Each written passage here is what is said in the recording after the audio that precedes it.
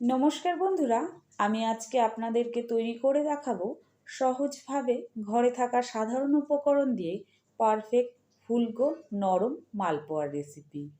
और मालपोआटा तैरी करार जोन्नो आमी जे उपकरणगुली व्यवहार करेछि सेई सबगुलो उपकरण आमी एकटा चायेर कापेर साहाज्ये मेपे नेब। चायेर काप आमादेर सकलेर घरेई थाके, एते करे आपनादेर परिमाणटा बुझते सुविधा होबे। चलुन ताहले देखे नेই। प्रथमे आमी एकटा पात्रे निये निচ্ছি 1 কাপ आटा 1 কাপ ময়দা। অবশ্যই করে आटा আর ময়দা দুটোই নিতে হবে। আর নিয়ে নিচ্ছি ওই কাপেরই 1 কাপ পরিমাণ সুজি আর 1 কাপ চিনি। চিনিটা আপনারা কম বেশি করে নিতে পারবেন। আর নিয়ে নিচ্ছি সামান্য একটুখানি নুন। এবার এই সমস্ত শুকনো উপকরণ একটু মিশিয়ে নিচ্ছি। মেশানো হয়ে গিয়েছে, এখন আমি এর মধ্যে দিয়ে দেব জল। আমি এখানে হালকা গরম জল ব্যবহার করেছি। এখানে আমি 2 কাপ পরিমাণের জল একবারে দিয়ে দিয়েছি।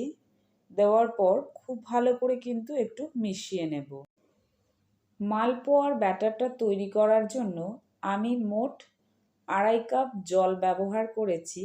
বাকি হাফ কাপ জল আমি এর মধ্যে দিয়ে দিচ্ছি। জলটাকে দেওয়ার পর 2 থেকে 3 মিনিট সময় নিয়ে খুব ভালো করে মালপোয়ার ব্যাটারটাকে কিন্তু মিশিয়ে নেব। আর এই মালপোয়া তৈরি করতে গেলে ব্যাটারটা কিন্তু একটু সময় নিয়ে মেশাতে হয়।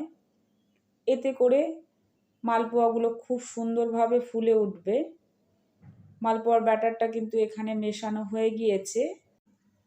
এবার আমি এটাকে ঢাকা দিয়ে 10 মিনিটের জন্য রেস্টে রেখে দেব।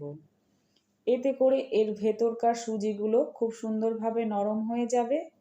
10 মিনিট পর ফিরে আসছি। এরপর এর মধ্যে দিয়ে দিচ্ছি 1 টিস্পুন মৌরি। মৌরিটা দিলে কিন্তু খেতে একটু ভালো লাগে আর খুব সুন্দর একটা ফ্লেভার আসে। মৌরিটাকে দেওয়ার পর আবারও একটু সময় মিশিয়ে নিচ্ছি। দেখুন এখানে কিন্তু ব্যাটারটা একদম তৈরি হয়ে গিয়েছে। ব্যাটারটা কিন্তু ঠিক এই রকম ঘনত্বের হবে। এখন আমি মালপোয়াগুলোকে ভেজে নেব। তার জন্য একটা প্যানে পরিমাণ মতো তেল গরম হতে বসিয়ে দিয়েছি। তারপর একটা হাতার সাহায্যে মালপোয়ার ব্যাটারটাকে কিন্তু আমি এই তেলের মধ্যে দিয়ে দিচ্ছি।